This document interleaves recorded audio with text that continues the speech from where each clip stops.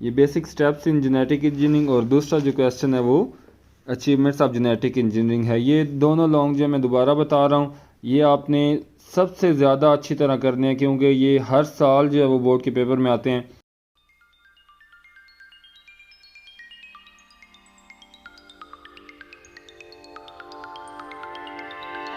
अस्सलाम वालेकुम dear students, कैसे हैं आप सब लोग। उम्मीद आप सब खैरियत से होंगे और आपकी तैयारी जो है वो अच्छी चल रही होगी और उम्मीद करता हूं कि आपके जो पेपर गुजर चुके हैं वो भी आपने अच्छी तरह अटैम्प्ट किए हों। आज का वीडियो फिर से एक इम्पॉर्टेंट वीडियो, ख़ास तौर पे उन लोगों के लिए जो स्मार्ट वर्क करके बायो में पूरे नंबर हासिल करना चाहते हैं। इस वीडियो में हम डिस्कस करेंगे बायो के इम्पोर्टेंट लॉन्ग क्वेश्चंस और ख़ास तौर पे वो लॉन्ग क्वेश्चन जो ज़्यादातर बोर्ड के पेपरों में रिपीट हो चुके हैं। तो चलिए वीडियो को शुरू करते हैं। वीडियो को शुरू करने से पहले आप लोगों से रिक्वेस्ट है कि अगर आपने अभी तक हमारा चैनल सब्सक्राइब नहीं किया तो काइंडली चैनल को सब्सक्राइब करें, क्योंकि मैं आपके लिए बहुत अहम और इम्पोर्टेंट वीडियोस जो वो ला रहा हूँ और काफ़ी मेहनत कर रहा हूँ मैं इस चैनल पे। तो चलिए वीडियो को शुरू करते हैं। अगर हम बात करें चैप्टर 1 की, जो कि गैसेस एक्सचेंज है, तो इसमें चैप्टर नंबर 1 के पहले पेज पर ही लॉन्ग क्वेश्चन है, गैसेस एक्सचेंज इन प्लांट्स। ये जो लॉन्ग क्वेश्चन है ये काफ़ी बार बोर्ड के पेपर्स में रिपीट हो चुका है। इससे पहले मैं आपको बता दूं कि जो चैप्टर नंबर 1 है इसमें इतने ज़्यादा चांसेस नहीं है लॉन्ग क्वेश्चन आने के, लेकिन अगर फिर भी लॉन्ग क्वेश्चन बाई चांस इसमें से आ जाए तो उसमें जो है ये गैसेस एक्सचेंज इन प्लांट्स ये इंपॉर्टेंट लॉन्ग क्वेश्चन है। उसके बाद अगर हम नेक्स्ट पेज की तरफ जाएँ, इसमें ऐसा जितना इंपॉर्टेंट टॉपिक नहीं है, लेकिन ये जो टॉपिक है मैकेनिज्म ऑफ ब्रीदिंग, ये एक दो बार रिपीट हो चुका है बोर्ड के पेपर्स में, तो ये आपने लाजमी करना है। उसके बाद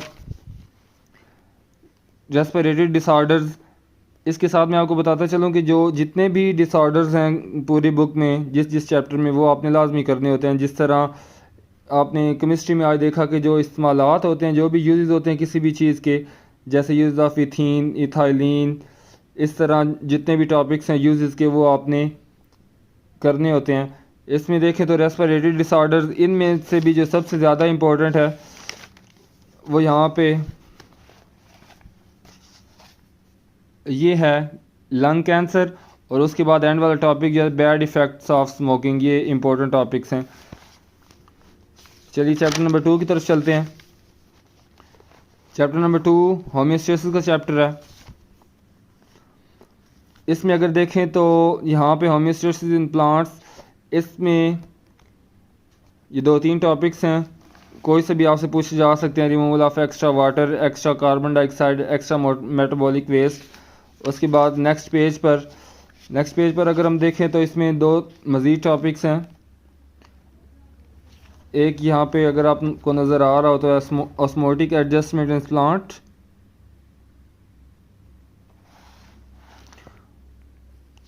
उसके बाद नेक्स्ट पेज पर यहाँ से यूरिनरी सिस्टम जो है, यहाँ से लेकर एंड तक जो है ये चैप्टर बहुत ज़्यादा इम्पोर्टेंट चैप्टर है। एक ये वाला चैप्टर नंबर आई थिंक 11 है, और उसके बाद जो चैप्टर नंबर आपका 17 होगा बायोटेक्नोलॉजी वाला, और चैप्टर नंबर 18। ये आपने कोशिश करनी है कि आप कंप्लीट जो है इसको अटैम्प्ट करें, कंप्लीट जो है इसकी तैयारी करें, क्योंकि ये ऐसे चैप्टर हैं ख़ास तौर पे बायोटेक्नोलॉजी और ये होमियोस्टेसिस वाला चैप्टर, इसमें से इस चैप्टर भी शॉर्ट हैं और इसमें लॉन्ग क्वेश्चन जो है वो लाजमी आना होता है। तो इसलिए मैं आपको रिकमेंड करूँगा कि ये चैप्टर आप लाजमी करें। इसमें भी structure of kidney, structure of nephron, उसके बाद नेक्स्ट पेज पर फंक्शनिंग ऑफ किडनी और osmo regulatory function of kidney. ये जो 4 लॉन्ग क्वेश्चन है, ज़्यादा चांसेस यही है कि इन्हीं में से एक फ़र्स्ट टाइम और एक सेकंड टाइम जो है वो लॉन्ग क्वेश्चन आ जाए। लेकिन अगर खुदा न खास्ता इसमें से कोई क्वेश्चन नहीं आता तो फिर आपने जो बाकी क्वेश्चन है उस चीज़ के लिए कि बाई चांस अगर वो ना आए तो फिर आपको ये डायलिसिस वाला और जो शुरू में मैंने बताया होमियोस्टेसिस इन प्लांट्स वाला वो टॉपिक आपको अटैम्प्ट करने चाहिए। और ये क्वेश्चन जो फंक्शनिंग ऑफ किडनी, ये लास्ट टाइम आया हुआ था, write down the steps for the formation of urine, या इस तरह भी आ सकता है how urine is formed in kidney explain. तो ये 2-3 तरह से क्वेश्चन जो है ये वाला पूछा जा सकता है आपसे। उसके बाद अगर हम चैप्टर नंबर 3 की बात करें, कोऑर्डिनेशन एंड कंट्रोल, इसमें से भी लॉन्ग जो है वो लाजमी आना होता है। तो इसमें इंपॉर्टेंट लॉन्ग जो है उसको हम डिस्कस करेंगे। सबसे पहले नर्व सेल या न्यूरॉन, ये लॉन्ग क्वेश्चन जो ये काफ़ी बार रिपीट हो चुका है बोर्ड में। और अगर हम नेक्स्ट देखें तो फोर ब्रेन के चांसेस हैं इस बार आने के, क्योंकि ब्रेन वाले टॉपिक से पहले एज सच कोई लॉन्ग क्वेश्चन नहीं आया हुआ, ज़्यादातर शॉर्ट क्वेश्चन ही आते हैं। जैसे यहाँ पे हिपोकैम्पस है, शॉर्ट क्वेश्चन की वजह से इंपॉर्टेंट है, और यहाँ पे नीचे जो इसके लोब्स हैं ये इंपॉर्टेंट शॉर्ट क्वेश्चन के हवाले से हैं। शॉर्ट क्वेश्चन के हवाले से हम एक और वीडियो में डिस्कस करेंगे, क्योंकि इस तरह वीडियो जो वो ज़्यादा लंबी हो जाएगी। उसके बाद देखें तो स्पाइनल कॉर्ड, अगर ये फ़र्ज़ करें लॉन्ग ना भी आए तो इसमें से इसके जो फंक्शंस हैं यहाँ पे ये शॉर्ट क्वेश्चन में आ सकते हैं। सॉरी यहाँ से बुक थोड़ी फटी हुई है। उसके बाद peripheral nervous system, reflex action, और नेक्स्ट जो है डिसऑर्डर्स ऑफ आई,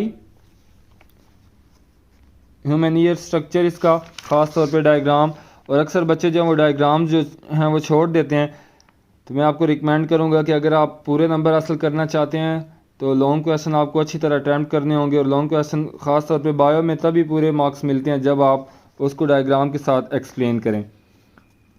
उसके बाद एंडोक्राइन सिस्टम शुरू होता है। इसमें सबसे इम्पोर्टेंट लॉन्ग जो है वो ये पिट्यूटरी ग्लैंड वाला है, जो कि इसको मास्टर ग्लैंड भी कहते हैं, MCQs भी आ सकता है।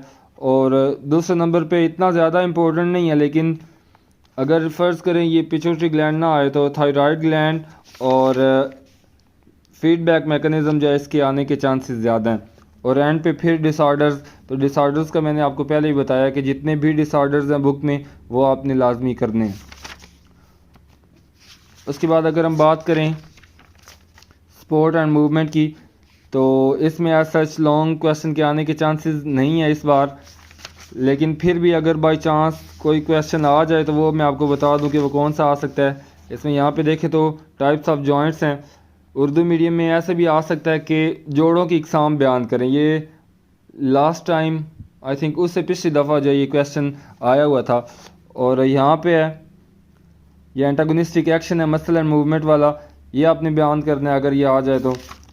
और उसके बाद फिर यहाँ पे डिसऑर्डर्स, तो ये मैं आपको बता चुका हूँ कि जितने भी बुक में डिसऑर्डर्स हैं वो आप लाजमी करें, क्योंकि अगर लॉन्ग नहीं तो शॉर्ट जो है वो उसमें से लाजमी आ जाते हैं। उसके बाद यहाँ पे रिप्रोडक्शन वाला चैप्टर है, जो कि इस बुक का आई थिंक सबसे टफ चैप्टर है ज़्यादातर बच्चों के लिए। इसमें अगर देखें तो इसमें से लॉन्ग पूछा हुआ है explain methods of A sexual reproduction. तो ए सेक्शुअल रिप्रोडक्शन के आपने मेथड्स बयान करने हैं, तो वो आपसे पूछ लेते हैं कि कितने आप जो है वो बयान कर सकते हैं या कितने आपको बयान करने चाहिए। ये आपने बाइनरी फिशन, फ्रेगमेंटेशन, ये सारे टॉपिक्स जो है वो अच्छी तरह तैयार कर लेने हैं।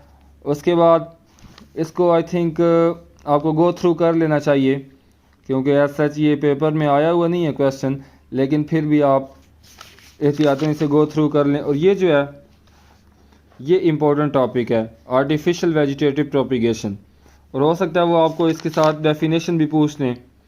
तो बाकायदा क्वेश्चन के आगे लिखा होता है कि वो कितने मार्क्स का है और उसकी डिवीजन जो है वो किस तरह हुई हुई है।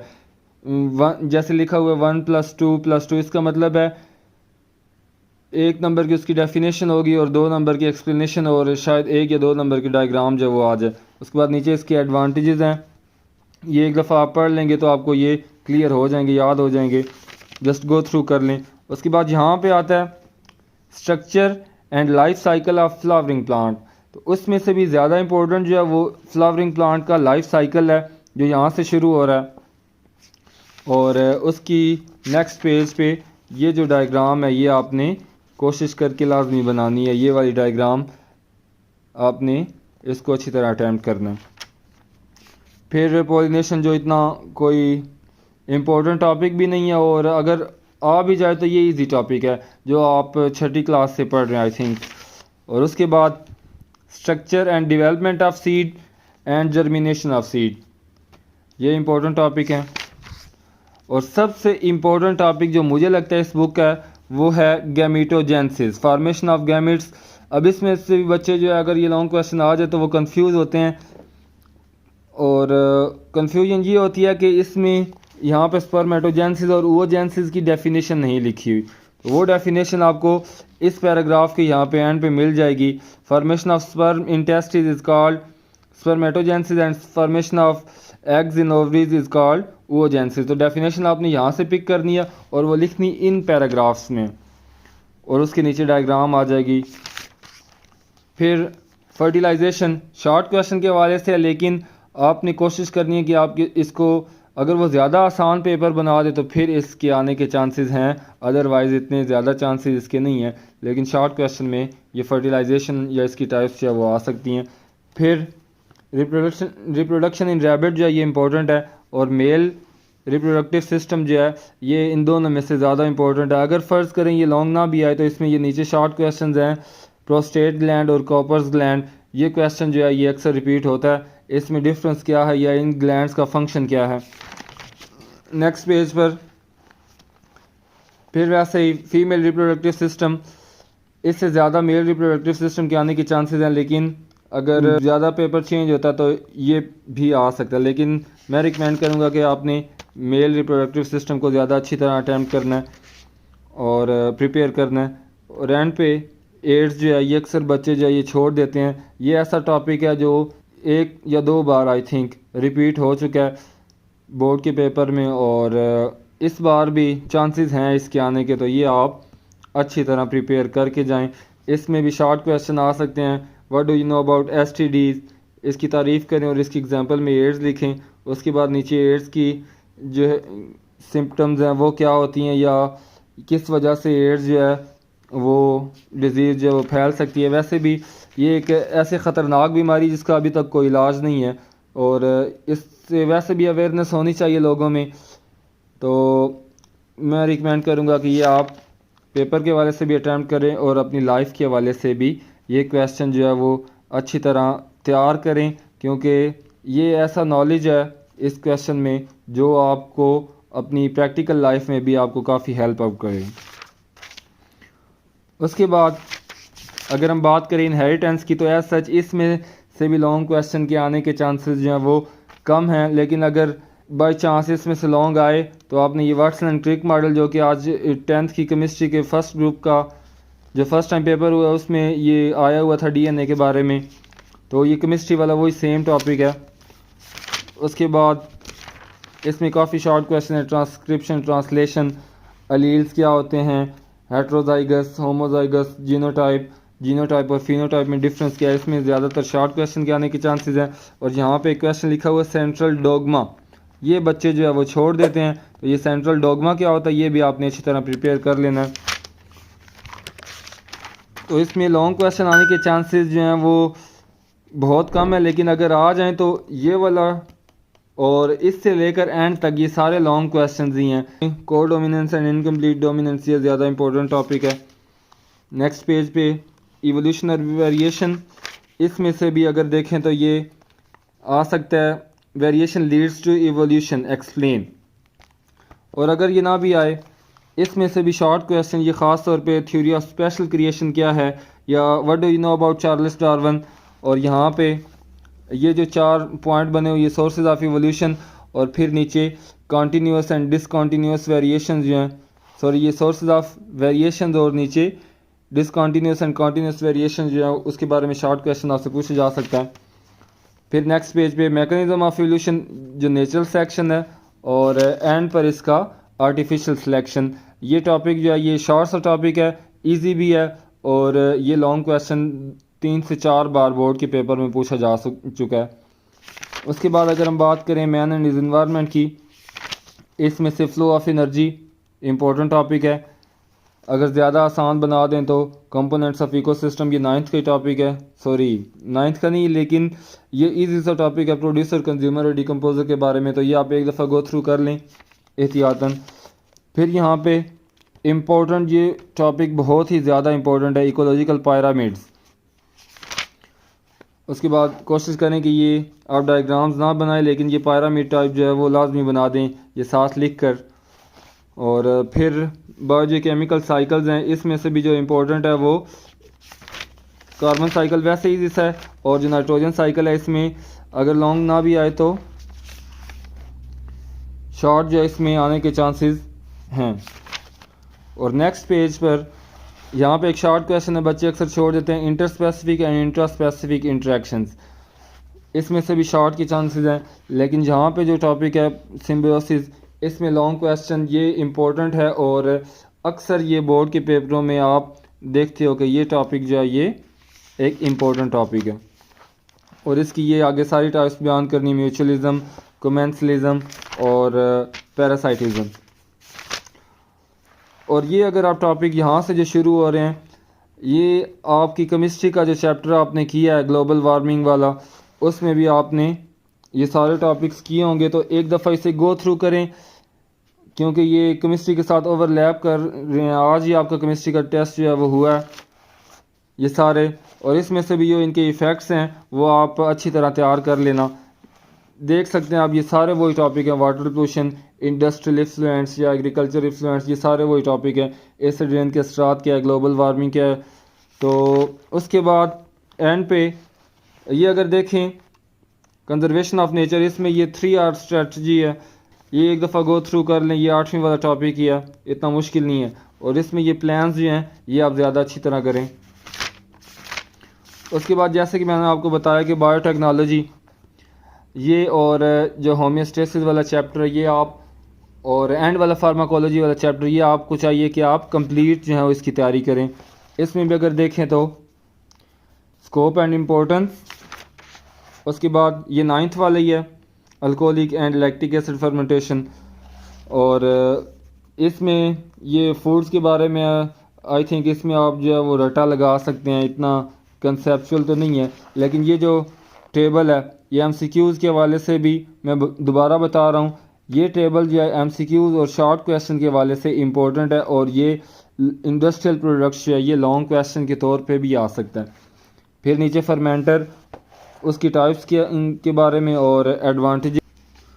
उसके बाद नेक्स्ट पेज पर ऑब्जेक्टिव्स ऑफ जेनेटिक इंजीनियरिंग, और इसमें इस चैप्टर में सबसे ज़्यादा इम्पोर्टेंट जो 2 लॉन्ग क्वेश्चन हैं, इसके ज़्यादा चांसेस यही हैं कि एक लॉन्ग जो है वो फर्स्ट टाइम और एक जो है वो सेकंड टाइम आ जाए। उसमें एक जो है ये basic steps in genetic engineering, और दूसरा जो क्वेश्चन है वो अचीवमेंट्स ऑफ जेनेटिक इंजीनियरिंग है। ये दोनों लॉन्ग जो है मैं दोबारा बता रहा हूँ, ये आपने सबसे ज़्यादा अच्छी तरह करने हैं क्योंकि ये हर साल जो है वो बोर्ड के पेपर में आते हैं।